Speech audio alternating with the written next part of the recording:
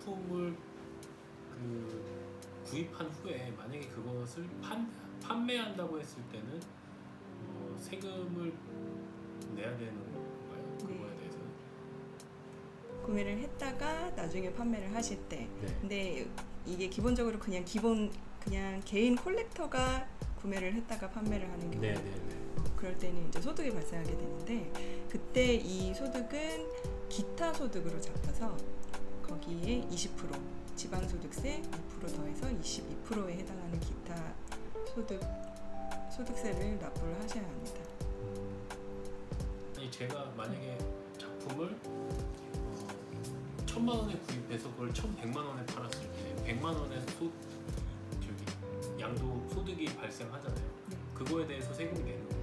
근데 여기에서 우리나라에서는 그 미술시장 활성화를 위해서 여러 가지 세제 혜택을 주고 있는데, 이 양도했을 때 발생하는 소득에 대해서도 일정한 요건을 갖췄을 때에만 소득세를 납부를 해야 된다고 규정을 하고 있습니다. 그게 양도 가액이 건당 6천만 원 이상이거나 잠깐만 6천만 원 건당, 그러니까 양도 차액이 6천만 원이라는 거야? 아니면 양도 가액이 파는 가격 6천만 원 이상 고가 물품으로 그거를 분류를 해서 엔드 6천만 원 이상이면서 그 작가가 외국 작가이거나 사망한 작가일 때, 그때에만 소득세가 발생하게 됩니다. 그러니까 만약에 내가 예전에 8천만 원에 샀는데 그걸 6천만 원에 팔게 되면 어떻게 돼요? 그때 그거는 또 다른 문제로 가는데, 그때는 이제 그 판 가격에 대해서 세금을 부과하는 게 아니라 판 가격에 대해서, 그러니까 판 가격에서 비용을 뺀 나머지 금액에 대해서만 그거를 수익으로 보고 거기에 대해서만 세금을 내기 때문에, 만약에 6천만 원에 팔았다. 근데 8천만 원을 들여서 산 거기 때문에 빼면은 결국 이익을 본 거는 0원이죠. 그러면은 세금이 발생하지 않는 겁니다. 그러면 내가 살아있는 작가의 작품을 5천만 원에 샀는데 이 작가가 작고를 해서 내가 나중에 팔려고 갔더니 8천만 원에 팔았다. 그러면 고 3천만 원에 대해서 20% 세금이 발생한다는 거죠. 근데 세금이 발생하는 건 맞는데 3천만 원에 대해서 발생을 하는 게 아니라 우리나라에서 기본적으로 이 미술품 거래에 따른 기타 소득은 경비율을 80%까지 인정을 해줍니다. 그러니까 판매한 가격이 만약에 8천만 원이다. 그러면은 여기에 대해서는 80%, 6,400만 원까지는 비용으로 인정을 해주는 거니까 1,600만 원에 대해서만 소득세를 내시면 됩니다. 그거에 대해서 내시면 된다. 그리고 만약에 외국 작가 같은 경우도 그러면 6천만 원이 안 되는 거는 세금이 없다는 얘기네요. 세금이 없는 겁니다. 그러면 아까 말씀하셨을 때 그러면 해외에서 작품을 1억짜리를 사갖고 온다. 사갖고 오는 거에 대해서 세금을 내야 되나요? 오는 거에 대해서? 네, 해외에서 갖고 오는 거에 대해서. 이거는 팔 때의 문제고, 팔 때 문제, 살 때는 아무 문제가 없는 거죠? 관세 외에는 문제가 없는 거죠. 그러면 또 여기서 질문이 외국 작가인데 한국에 있는 갤러리에서 작품을 샀어요. 그러면 그게 살 때는 세금이 없잖아요. 그러면 그거를 내가 갖고 있다가 무조건 팔 때 이게 외국 작가거나 한국 작가인데 작고를 해서 이게 가액이 6천만 원이 넘으면 무조건 세금이 나온다는 거죠. 세금이 나오는 거죠.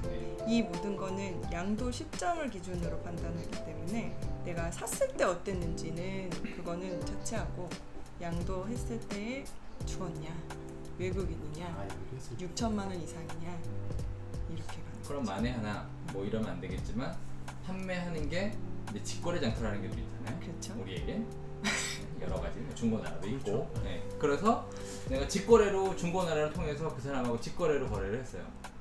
그러면 그 사람하고는 그냥 현금 거래만 한 거고 어떤 법인이 아니기 때문에 개인 간의 거래잖아요. 그럴 경우는 세금이 어떻게 돼요?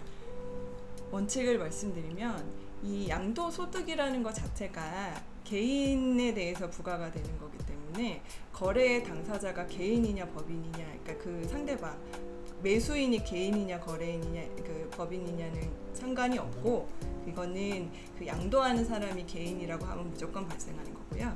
그 다음에 이 지금 미술품을 그 판매를 하면서 발생하는 소득은 이제 기타 소득으로 잡혀서 종소세 이렇게 들어가는 건데, 원래대로 하면 그런데 우리나라 그 법의 소득세에서는 이걸 또 특별히 혜택으로 얘를 분리과세를 하고 있어요. 분리과세는 뭐냐 하면 종합소득세 과세표준에 안 집어넣고, 그러니까 종합소득세 계산할 때 여기서 빼주는 거거든요. 얘만 따로 분리를 시켜서 얘에 대해서만 소득세를 계산을 하고 22%를, 원칙은 그 돈을 주는 사람, 매수인, 그 물건을 사는 사람이 원천징수를 해서 나머지 돈만 주는 게 원칙으로 지금 되어 있습니다. 근데 말씀하신 대로 중고나라 장터에서 개인 대 개인으로 했을 때, 나는 여기서 소득세 내가 원천징수하고 나머지만 줄게, 이건 내가 납부할게, 이런 사람이 사실상 없겠죠. 그러니까 이런 부분은 그 세금이 많이 탈루가 되고 있는 거고, 지금 나라에서 또 걱정을 하고 있는 게 이런 식으로 음성적으로 이렇게 거래가 되는 거를 좀 많이 좀 걱정을 하고 있긴 해요. 그래서 걸리면 안 되겠다. 네, 이제 그게 웃기는 건데, 이런 식의 거래들이 보통 대기업 회장들이 이제 막 한 번씩 그 재판 받으면 나오는데 압수수색을 해야 털려요. 그거는 털어야지. 털지 않으면은 잡히기가 어렵다는 그런 거여서 한번 맘먹고 싹 털어야지 그게 나오는 거예요. 미술품이라는 게 등록도 안 되고 그렇죠. 등기도 안 되는 그런 제하기 때문에 그거는 트래킹을 어떻게 할 수가 없는 거고, 그래서 상속증여에도 많이 이용이 되고 있는 거고.